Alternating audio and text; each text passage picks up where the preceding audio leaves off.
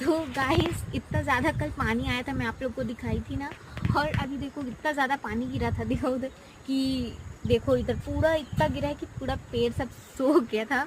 लेकिन अभी कुछ कम हो गया है क्योंकि कल बहुत ज़्यादा पानी था तो मैं दिखा नहीं पाई थी। आज देखो देखो एक बार पानी तो देखो।